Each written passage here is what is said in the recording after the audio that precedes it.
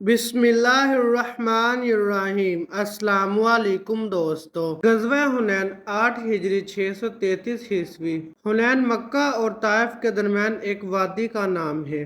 تاریخ اسلام میں اس جنگ کا دوسرا نام غزوہ حوازن بھی ہے، اس لیے کہ اس لڑائی میں بنی حوازن سے مقابلہ ہوا تھا۔ مکہ اور طائف کے درمیان دو قبیلے بنو حوازن اور بنو ثقیف آباد تھے۔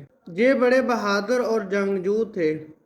فتح مکہ کے بعد انہوں نے اسلام قبول نہ کیا۔ انہوں نے یہ خیال قائم کر لیا کہ اب فتح مکہ کے بعد ہماری باری ہے، اس لیے انہوں نے یہ طے کر لیا کہ مسلمانوں پر جو اس وقت مکہ میں جمع ہیں ان پر زبردست حملہ کر دیا جائے۔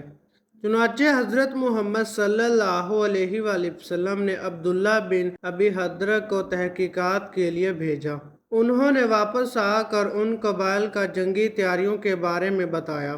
انہوں نے بتایا کہ قبیلہ بنو حوازن اور بنو ثقیف نے اپنے تمام قبائل کو جمع کر لیا ہے، اور قبیلہ بنو حوازن کا رئیس اعظم مالک بن عوف اور تمام فوج کا سپہ سالار ہے، اور 100 برس سے زیادہ عمر کا بوڑھا ہے، درید بن السمہ، جو شاعر اور مانا ہوا بہادر تھا، بطور مشیر کے میدان جنگ میں لایا گیا ہے۔ یہ اپنے عورتوں، بچوں اور یہاں تک کہ جانوروں کو بھی جنگ میں لائے ہیں، تاکہ کوئی سپاہی میدان سے بھاگنے کا خیال بھی نہ کرے۔ آپ صلی اللہ علیہ وآلہ وسلم 8 ہجری کو 12,000 مجاہدین لے کر ان کے مقابلے کے لیے نکلے۔ ان میں 2,000 سے زیادہ نو مسلم اور کچھ غیر مسلم بھی شامل تھے۔ دشمنوں نے اسلامی لشکر کے قریب پہنچنے کی خبر سنی تو وادی حنین کے دونوں جانب سے زبردست تیر اندازی کی، جس سے مسلمان پریشان ہو گئے۔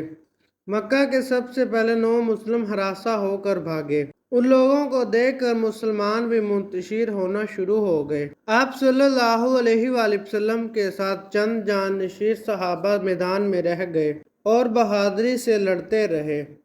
آپ صلی اللہ علیہ وآلہ وسلم خود تلوار ہاتھ میں لے کر رجس پہ رہے تھے۔ آپ کی ثابت قدمی اور شجاعت نے مسلمانوں کے حوصلے بلند کیے۔ آپ صلی اللہ علیہ وآلہ وسلم کے حکم سے حضرت عباس نے نام لے کر مہاجرین و انصار کو بلایا۔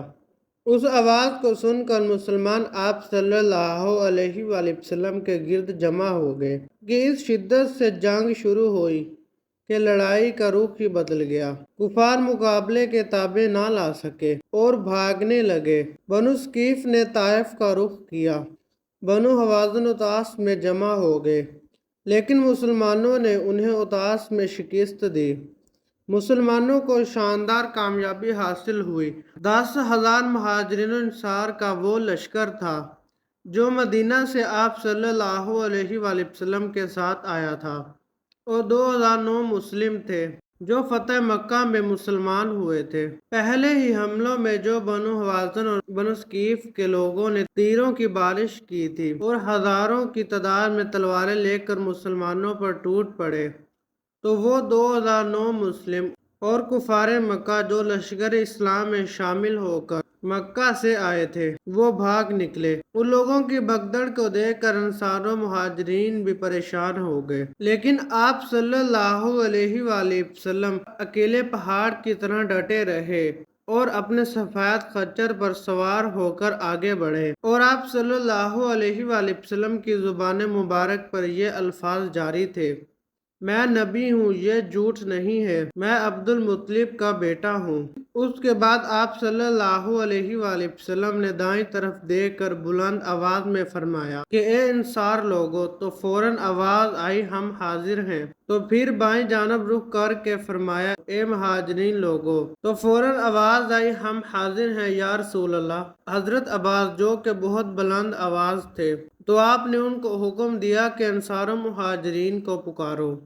تو یوں ہی آپ نے نعرہ لگایا اے انصار لوگو، اے مہاجرین لوگو، تو ایک دم تمام فوجیں پلٹ گئیں۔ لوگ اس طرح سے مڑے کہ جن کے گھوڑے ازدحام کی وجہ سے نہ مڑ سکے، انہیں ہلکا ہونے کے لیے اپنے زرہیں پھینک دی اور گھوڑوں سے کود کود کر کفار کے لشکر پر ٹوٹ پڑے اور اس طرح جانباز کی طرح لڑے۔ جنگ کا رخ ہی بدل گیا تو کفار بھاگ نکلے، کچھ قتل ہو گئے، جو رہ گئے ان کو گرفتار کر لیا گیا۔ بنو ثقیف کی فوجیں بڑی بہادری کے ساتھ ڈٹ کر مسلمان سے لڑتی رہیں، یہاں تک کہ ان کے 70 بہادر کٹ گئے، لیکن جب ان کا علم بردار عثمان بن عبداللہ کٹ گیا تو ان کے پاؤں بھی اکھڑ گئے۔ تو فتح مبین نے آپ صلی اللہ علیہ وآلہ وسلم کے قدموں کا بوسہ لیا اور کثیر مقدار میں مال غنیمت ہاتھ میں آیا۔ دوستوں، میں امید کرتا ہوں کہ آپ کو ویڈیو اچھی لگی ہوگی۔ اگر اچھی لگی ہے تو میرے چینل کو سبسکرائب کیجئے۔ ملیں گے انشاءاللہ نیکسٹ ویڈیو میں، تب تک کے لیے اللہ حافظ۔